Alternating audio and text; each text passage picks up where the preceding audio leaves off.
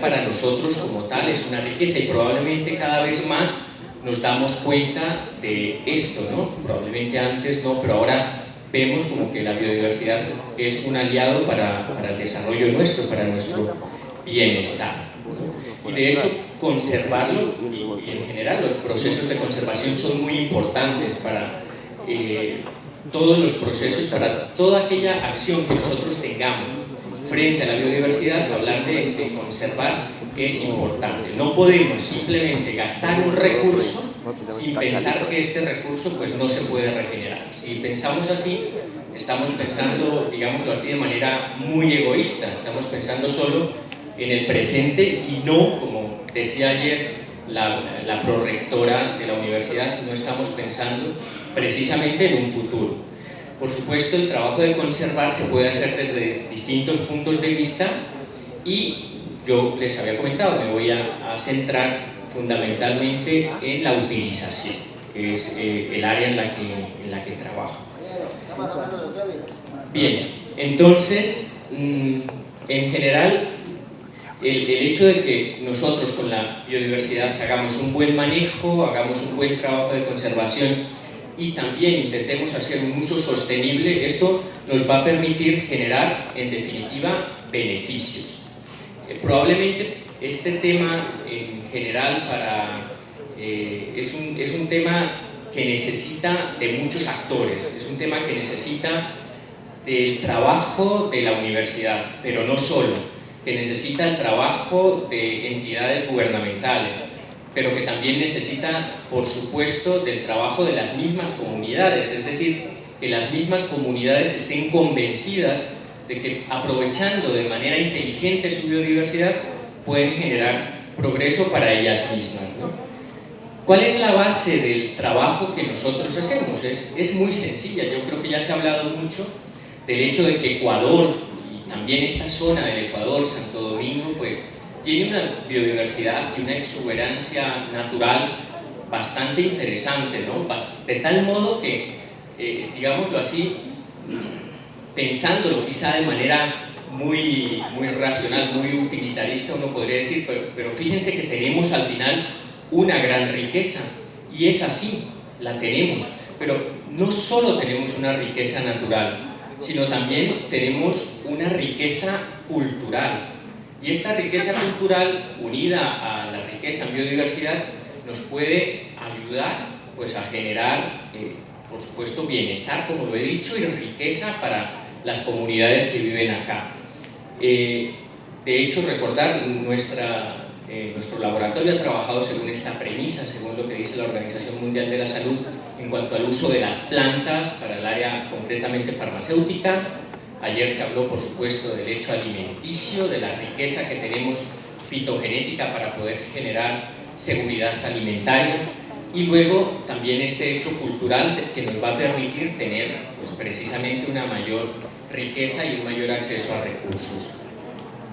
Bueno, nuestro departamento de química tiene como misión, por tanto, pues esto, investigar y generar tecnología útil en la gestión y el aprovechamiento de los recursos naturales, sobre todo en la región sur del país, que es desde donde vengo, donde trabajo, en Loja. Y como líneas de investigación, pues tenemos líneas en bioprospección, en sustancias naturales que tengan potencial cosmético, farmacéutico, y por supuesto intentar hacer líneas de industrialización. Esto puede ser un objetivo bastante ambicioso, ¿no? Pero la idea es que demos los pasos para que realmente se pueda hacer y generar en definitiva un acceso pues al final racional y que cuide de la biodiversidad. Bien, después de hablar de esta introducción quisiera comentar y compartir con ustedes dos casos concretos, dos casos de estudio concretos que ha sido el fruto del trabajo, como les he comentado al inicio, de mucha gente. O sea, ha sido el trabajo no solo mío, yo soy solo el que he tenido la suerte de ser invitado, pero realmente estoy en representación de mucha gente que ha hecho estos dos pues, proyectos posibles, ¿no? Que los ha hecho factibles. Estos dos proyectos son el proyecto Palo Santo y el proyecto Saragú. Quisiera hacerles una pregunta a ustedes. ¿Saben lo que es el Palo Santo?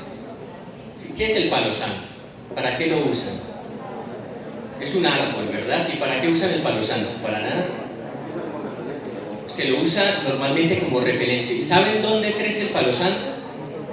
En los bosques secos, exactamente, ¿no? Si han escuchado que, sobre todo aquí en la costa, lo más cercano, en los bosques secos de la provincia de Manabí, hay una gran cantidad, por lo menos hay algunos remanentes boscosos de palo santo.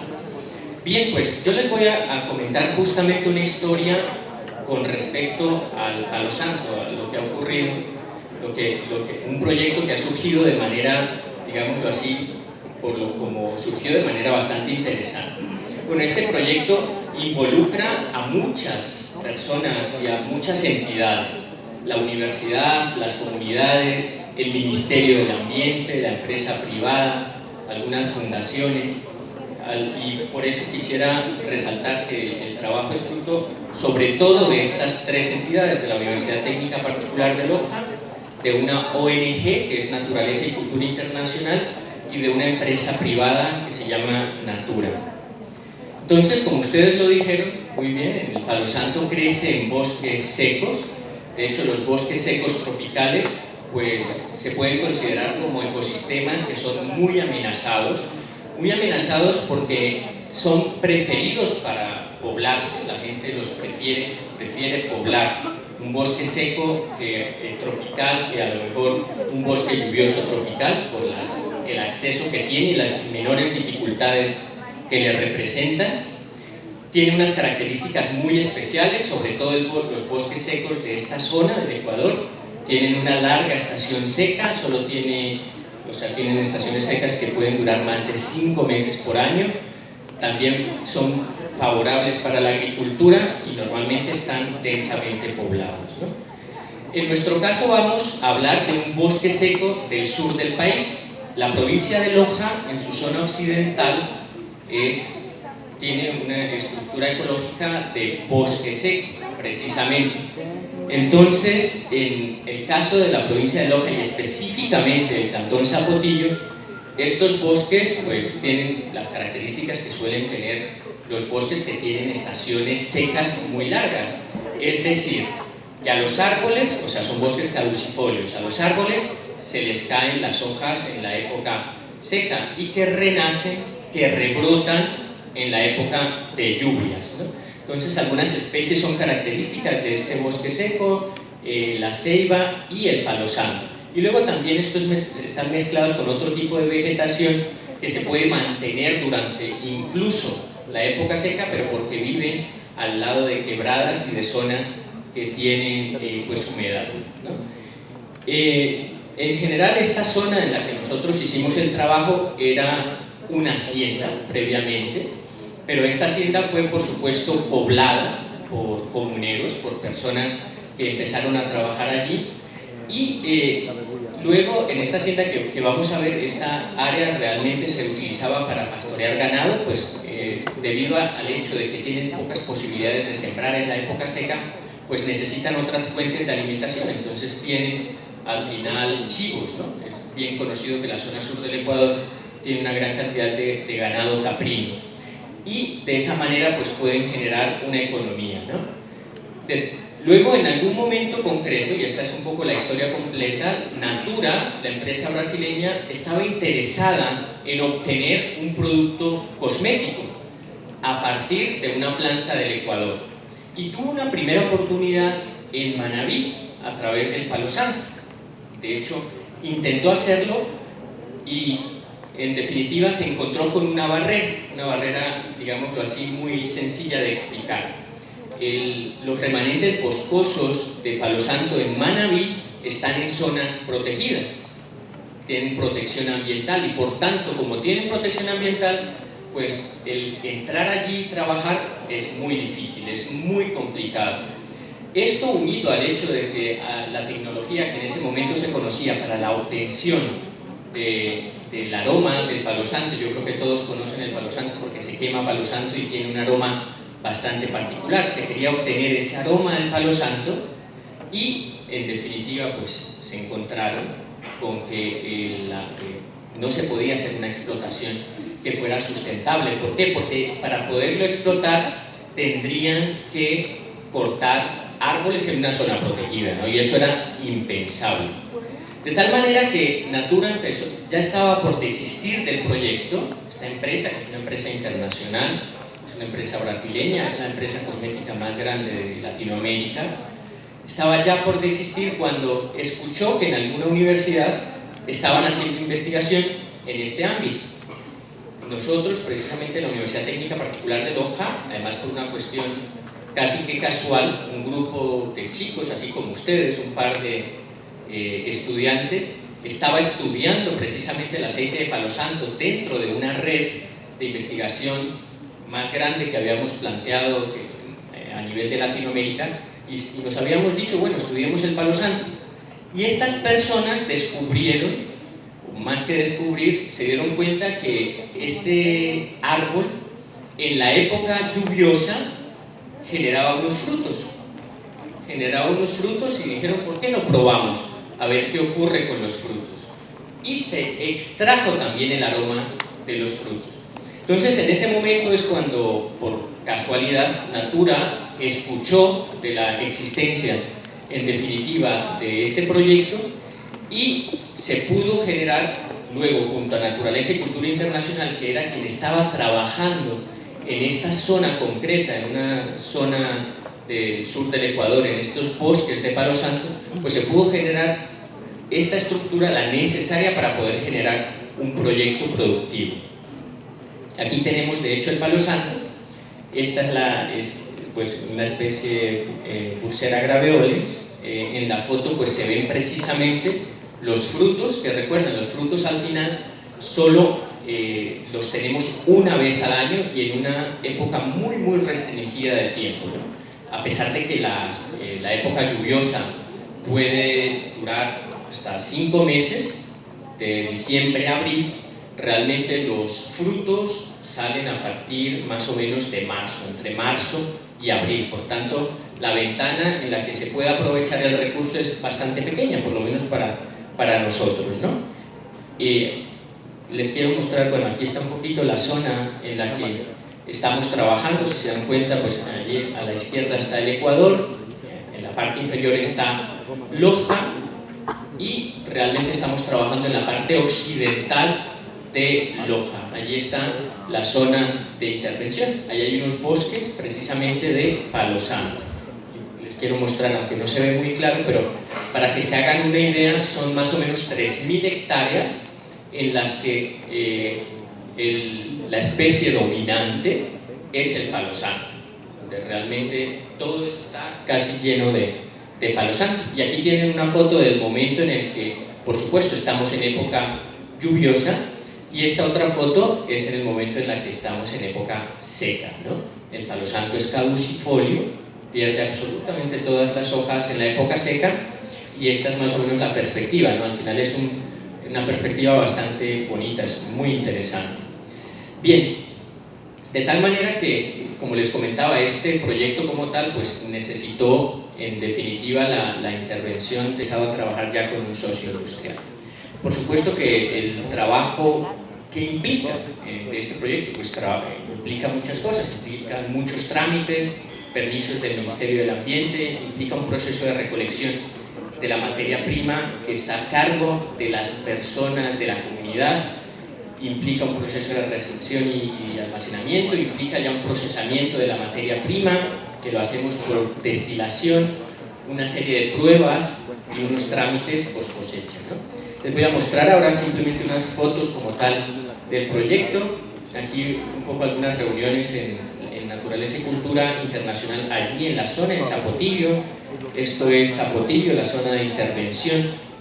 Reuniones para poder establecer, para que el proceso realmente de acceso a los árboles pues sea respetado, que se cumplan las cuotas para poder recolectar el palo santo, para poder recolectar los frutos.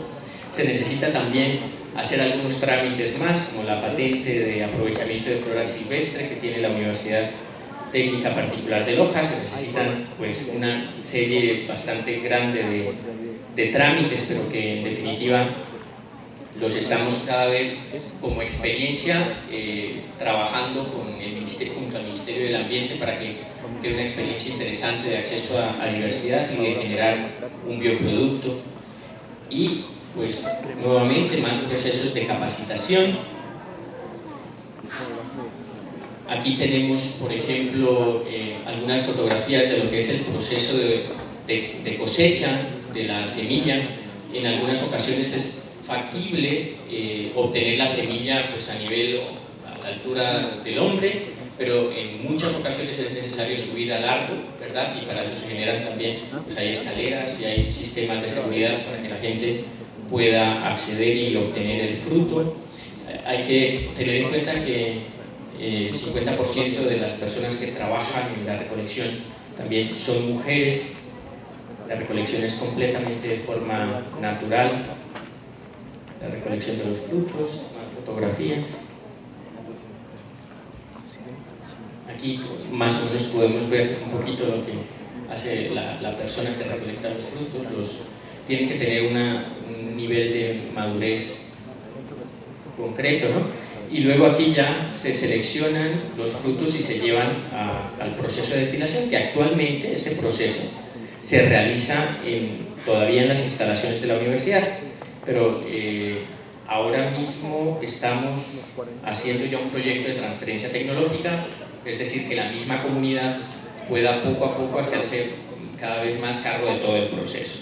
De hecho, este año, como tal, para empezar a que esto sea natural para la comunidad, las personas que han trabajado en la universidad, que han trabajado como técnicos, son personas de la misma comunidad. Nos hemos traído a 6 personas de Zapotillo para que aprendan el proceso y así poco a poco lo vayan estableciendo en la misma comunidad. Bueno, aquí hacemos un poquito, ya son cosas más que nos pertenecen a nosotros, pruebas de composición, densidad y otras pruebas químicas que son importantes para asegurar la calidad. Y aquí está un poco el producto. Esto es lo que se saca como producto. O sea, tenemos un envase normalmente que está etiquetado, que tiene también una serie de sellos ambientales y de sellos orgánicos, de que el hecho que el proceso es completamente orgánico, y es lo que normalmente se envía para desarrollar esto, ¿no? La industria cosmética que nos ha comprado este palo santo, uno de los productos que hace es un perfume. Tienen perfumes, tienen sales de baño, y luego ellos pues lo mezclan para hacer una gran serie de sustancias, de cosas que usan para la industria cosmética, ¿no? Entonces han utilizado incluso el nombre, ¿no? Porque igual el nombre no es que esté registrado, pero en definitiva ha tenido un gran éxito el aceite esencial, ¿no? Yo me he encontrado en algunos aeropuertos precisamente, sobre todo en Brasil, que usan este tipo de aromas, que los venden bastante. Aquí hay otros productos que obtienen y un poquito todo el proceso, ¿no? Entonces, por supuesto que para este proyecto se requirió, pues en definitiva, una gran inversión humana y personal y un gran involucramiento de todas estas instituciones, ¿no? Pero hasta ahora pues se ha podido obtener el producto, que en definitiva es lo que se quería, ¿no? Y sobre todo que intervengan una serie de comunidades. Ahora, como futuro del proyecto, ¿qué se ha pensado, ¿no? Lo que se tiene pensado y lo que se ha previsto es que definitivamente los comuneros de la zona del Palo Santo puedan hacer ya el proceso de extracción, se les pueda cada vez ayudar más para que tengan mayores posibilidades, por supuesto, de obtener réditos económicos del proceso, y luego que luego la universidad está ayudando a generar a lo mejor nuevos productos para dar mayor valor agregado. Ahora estamos haciendo incluso pruebas más bien a nivel farmacológico de algunos insecticidas, precisamente para que puedan darle mayor valor agregado a aquello que hacen, y por supuesto que se genere una estrategia en la que la misma comunidad pueda volver autosustentable este ingrediente natural. Yo aquí también tendría que hacer un paréntesis para hablar de, digamos, qué es lo que gana la comunidad con esto. La comunidad gana con esto porque el proyecto es un proyecto global, o sea, no es simplemente un proyecto en el que se le compra semillas a una comunidad. Es un proyecto donde, por supuesto, se paga por las semillas que se venden, pero también al final de todo el proceso, la comunidad recibe más o menos un 30% de los réditos del proyecto que la misma utiliza para generar actividades. Por ejemplo, ellos tienen un banco propio, una pequeña caja de ahorros, para poderse generar actividades productivas adicionales para mejorar, en definitiva, sus condiciones de vida. Bien, entonces esto con respecto al primer proyecto, al Palo Santo. Ahora voy a hablar de una segunda experiencia, muy brevemente, que es una experiencia que nosotros tenemos con una comunidad indígena que está en Loja. No sé si ustedes conocen o han escuchado la comunidad indígena Saraguro. ¿Han escuchado? Sí, queda en Loja, ¿verdad? Queda en la zona norte de la provincia de Loja. Es completamente una zona ecológica distinta de la que hemos acabado de hablar, de la Saraguro. En esta zona, en cambio, nosotros hemos empezado un proceso también unidos a una entidad pública, a la Dirección Provincial de Salud de Loja, y específicamente a la Oficina de Salud Intercultural. ¿Qué nos hemos propuesto aquí? Pues fundamentalmente nos hemos propuesto intentar rescatar el conocimiento ancestral, el conocimiento que tienen las personas con respecto al uso de sus recursos, pues intentarlo rescatar, intentar ayudar en estos procesos, ¿no? Entonces hay que recordar, el pueblo Saraguro es un pueblo quichua, es un pueblo que tiene raíces muy antiguas y que por lo menos una de las teorías dice que se trata de un pueblo que ha provenido de una migración que ha sido obligada por los incas. Pues nosotros hemos intentado trabajar en este ámbito, sobre todo por el hecho de que el conocimiento tradicional de esta comunidad es segmentado, no hay mucho, al final se está perdiendo, hay ausencia por supuesto de tecnología. Para los Saraguro, hay que decirlo, sí utilizan sus productos naturales, sí utilizan su fitomedicina para curarse, pero todavía lo hacen de manera en ocasiones muy rústica. Y por supuesto que no hay muchos estudios acerca de validar aquello que ellos hacen. Entonces estos problemas hacen que realmente la medicina tradicional como tal adquiera poca relevancia o que sea tenida poco en cuenta, ¿no? Parece a veces que en ciertos ámbitos de la medicina tradicional son más mágicos que realmente efectivos, pero precisamente la idea es intentar apoyar a sus procesos para validar aquello que realmente ellos usan. En ese sentido, pues nosotros nos hemos embarcado junto a esta Dirección Provincial de Salud a hacer un estudio etnomédico y etnobotánico de las especies medicinales que se utilizan en esta zona, bajo varios proyectos que hemos trabajado, en el que fundamentalmente nos hemos propuesto primero hacer una colección de especies medicinales, luego hacer un estudio socioeconómico y de conservación de tradiciones, luego hacer nuevamente un estudio del uso de las especies medicinales y, por supuesto, el generar posibilidades productivas de aprovechamiento de esta biodiversidad y de este conocimiento. Esto a través de estudios de actividad biológica y de estudios químicos, que son los que hacemos más nosotros, ¿no? Entonces, hemos empezado a trabajar en un cantón de la provincia de Loja, en el cantón San Lucas. Aquí también quisiera hacer un paréntesis porque cuando digo hemos empezado a trabajar, por ejemplo, la primera persona que está hoy referida dentro del trabajo es José Miguel Andrade, él es Saraguro. Hemos trabajado con gente de la comunidad, que ustedes se imaginarán, creo yo, que es complicado a veces entrar a trabajar con una comunidad indígena, y es normal, por desconfianza, porque como estrategia nosotros nos hemos decidido por trabajar directamente con personas de la comunidad, es decir, que la misma comunidad ha llevado, incluso ha puesto a personas a estudiar en la universidad, y que esas mismas personas, en lugar de trabajar sus tesis y sus procesos de investigación en cosas completamente ajenas a su cultura, que lo intenten hacer en cosas que realmente sean de interés para desarrollar a su pueblo, ¿no? Y por eso, en este sentido, la mayoría de las personas, en todos los procesos de investigación que les voy brevemente a comentar, han intervenido personas de la misma comunidad, saraguros, ¿no? Allí dice un nombre extrañísimo, Jampillachacuna, ¿no? Que son las personas que tienen conocimiento sobre el uso de las especies medicinales. Con esta encuesta les preguntamos de usos, de forma de aplicación, de preparación, de forma de recolección, de partes usadas, entre otros. Y pues se hicieron, como es normal, colección y elaboración de muestras de herbario, y los resultados, como se los mostraré, pues se han hecho algunas publicaciones. Bueno, hemos encontrado, sobre todo en este pequeño estudio, 183 especies de plantas, 68 familias, 129 géneros. Aquí están las familias más representativas. ¿Para qué las usan? La mayoría, pues aquí le hemos puesto uso mitológico, aunque realmente se ha generado una palabra que son enfermedades de perfil etnoepidemiológico, es decir, enfermedades como el mal aire o el susto y demás, que tienen que ver con su estructura y su forma de pensar ante la vida, y que por tanto ellos las describen como enfermedades que por supuesto les afectan y que tratan de una cierta manera, pero también tienen plantas para el sistema nervioso, para el resfrío, para infecciones, para la fatiga, para inflamación y para muchas otras afecciones.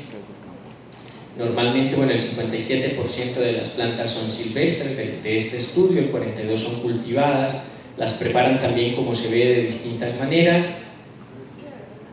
Hay que también aquí hacer una precisión. Realmente uno puede pensar que la mayoría de las especies son nativas, pero no. Aquí, lo que les dije al principio, la medicina tradicional del Ecuador está también fuertemente influida por lo que vino, digámoslo así, de España, ¿no? Muchas de las especies medicinales son introducidas, el 37% son introducidas, incluso introducidas de otras latitudes, ¿no? De Europa y de otros lugares.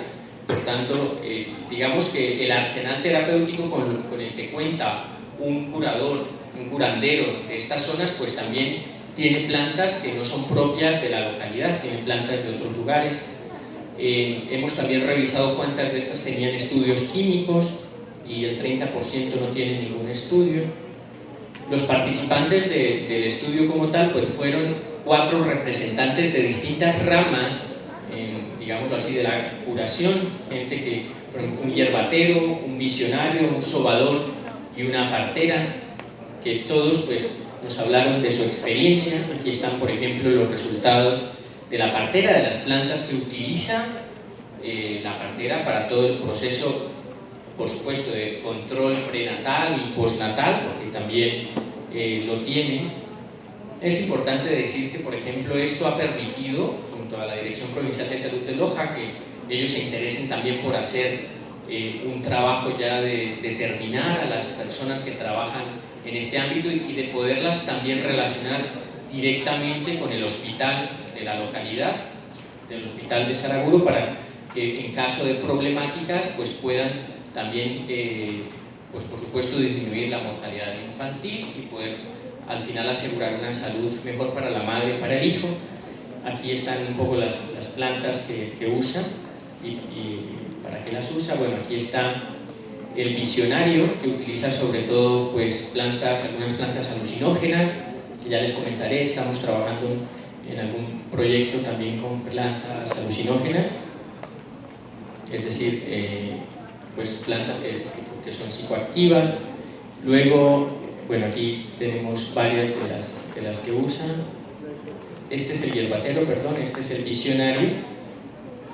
Y luego también el sobador. El sobador también tiene su arsenal de plantas para pues, hacer un poquito de ortopedia, ¿no? Entonces, eso nos ha permitido por lo menos tener una base de especies para poder saber qué es lo que usan y para poder empezar a trabajar con los procesos de validación. Hemos hecho también un estudio socioeconómico de la zona, haciendo que ellos mismos participaran en toda Saraguro, en las zonas donde hay mayor presencia de esta comunidad, y se hicieron 360 encuestas en esta zona y se determinaron pues algunas cuestiones con respecto al uso de las especies medicinales. Determinamos de manera general algunos, por ejemplo, el número de miembros por familia, o sea, todavía allí hay una gran cantidad de miembros por familia, como se ve en el estudio, 5 o 6 miembros por familia. Si se dan cuenta, también, esto es importantísimo, el ámbito cultural, para saber cómo está ahora distribuida la base poblacional. Si se dan cuenta, la gente en su mayoría es joven, bastante joven, o sea, un 57% de la población tiene menos de 25 años, ¿no? Y esto es bueno saberlo porque al final todos los procesos de cambio cultural, pues está claro que están deberían estar enfocados al trabajo con los jóvenes y con los niños, y son muchísimos, ¿no? Son la mayoría. El nivel de educación todavía hay de todas formas superior, pero si se dan cuenta es el 6% todavía el nivel de educación que tienen en esta comunidad, que empieza a ser importante, pero en su mayoría es primaria y primaria incompleta o completa. La ocupación de estas personas es sobre todo, son agricultores, la mayoría de ellos, y lo interesante de este estudio, ya más a nivel socioeconómico, es el hecho de que el 98% de las personas, de los encuestados, utilizan remedios de plantas del lugar y el 93% cultivan algún tipo de planta en su huerto. También hemos descubierto que sí acuden a sus médicos tradicionales, por supuesto la mayoría ya acuden a un médico normal, 46%, y tienen una serie de plantas que cultivan, algunas enfermedades y donde acuden. Entonces muchos van al hospital de Saraguro, a las clínicas de Loja o de Cuenca, pero también acuden a sus médicos tradicionales. Hay mucha automedicación, pero eso también yo creo que es normal en general en Ecuador, pero también tienen un gran porcentaje de automedicación. Y este era el tema que también nos interesaba, preguntarnos si había una verdadera transferencia del conocimiento ancestral, y nos hemos dado cuenta de que sí lo hay en general, y se lo transmiten normalmente los padres a los hijos. Y preguntamos, por ejemplo, si conocían la presencia de médicos tradicionales, y el 65% de la comunidad sabe de su existencia, ¿no? Sabe de la presencia de estos médicos tradicionales. Las principales enfermedades también que tratan pues son con medicina tradicional: gripes, diarreas y tos, enfermedades que tienen que ver también con el ecosistema en el que ellos viven.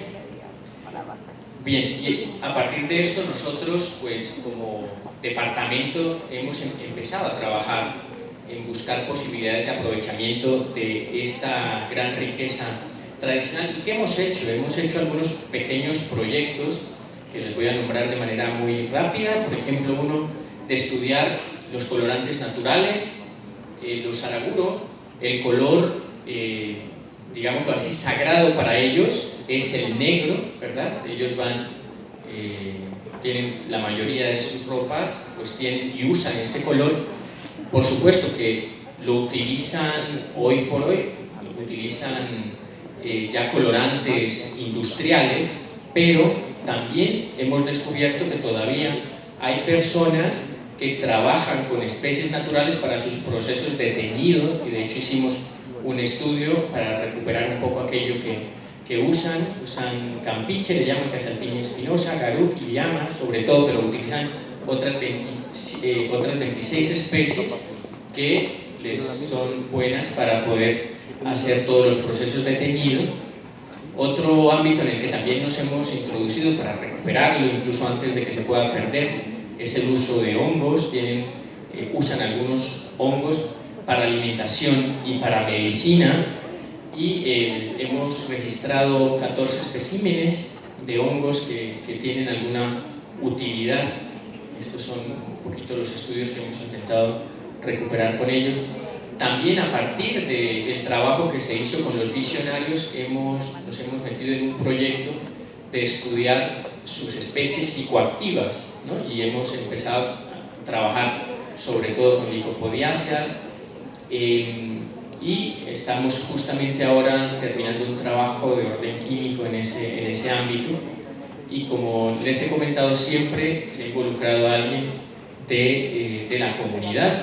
Ahora tenemos otros proyectos en marcha también con la comunidad, estamos empezando a evaluar la flora aromática de Saraguro, estamos validando ya un fitofármaco antimicótico a partir de una especie que ellos tienen, y estamos validando también algunos preparados, porque les hemos preguntado a ellos, ¿no?, qué es lo que más usan, ¿no? Esta planta que es bien conocida, que es el paico, pues también ellos han querido que la estudiemos y estamos validando un preparado de esta planta.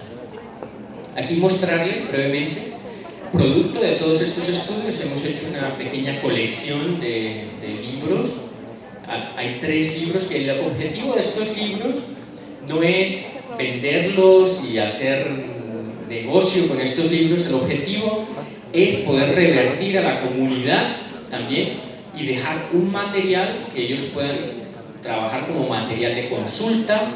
De hecho, lo que se ha hecho con estos libros es llevarlos a las escuelas. Algunas fundaciones nos han ayudado en este proceso, ¿no?, llevarlos a las escuelas y que tengan la misma comunidad la posibilidad de tener acceso y una herramienta para que los niños y los jóvenes puedan mantener sus tradiciones. Y es también, nos ha servido también más o menos como una forma de registro, ¿no?, porque publicando y diciendo que esto pertenece a esa comunidad de Saraguro nos ayuda a decir y a registrar, ¿no?, digámoslo así, lo que comentábamos ayer, el derecho intelectual que tiene la comunidad de Saraguro por este tipo de conocimientos, ¿no? Entonces hemos trabajado con 3 libros, uno que el primero es la medicina tradicional en general, luego el de las plantas tintorias, las plantas con colorantes, y por último las plantas sagradas y psicoactivas que utilizan la comunidad. Entonces, como futuro del proyecto, vamos a seguir trabajando en buscar mecanismos de aprovechamiento sustentable. Si sale algún producto, pues por supuesto la idea es que también el rédito económico de alguna manera pueda ser transferible a la comunidad, y se están por supuesto buscando estrategias para esto, porque este tema, por lo menos para Ecuador, es muy nuevo y todavía es necesario trabajar en él. Bien, bueno, y para terminar, simplemente unas pequeñas conclusiones de este par de proyectos y en nuestra pequeña experiencia en cuestiones de trabajo productivo. O sea, nos hemos dado cuenta que sí apoyan a que la misma comunidad quiera conservar, que la misma comunidad quiera, en definitiva, desarrollar estrategias y desarrollar ideas para conservar su diversidad. Si no generamos, de alguna manera, alguna estrategia o alguna forma, la gente no va por sí sola a conservar. Es decir, hay que generar conciencia, por supuesto, pero yo creo que también hay que generar alguna estrategia de utilización, si es posible, si no daña, digamos, si no pone en riesgo algún componente de la biodiversidad, se puede generar alguna estrategia de tal manera que la misma comunidad sea la responsable de que se conserve esta riqueza que ellos mismos tienen, ¿no? Hay que decir que estos 2 proyectos, sin la activa participación de los pobladores de estas 2 regiones, que lo tengo que decir, ecológicamente bien distintas entre sí, pero sin la ayuda de los pobladores seguramente no se hubieran podido llevar a cabo, y a ellos nosotros encontramos como que la clave para que este tipo de procesos pues se den. Nada más, agradecerles por su atención y por su paciencia. Muchísimas gracias.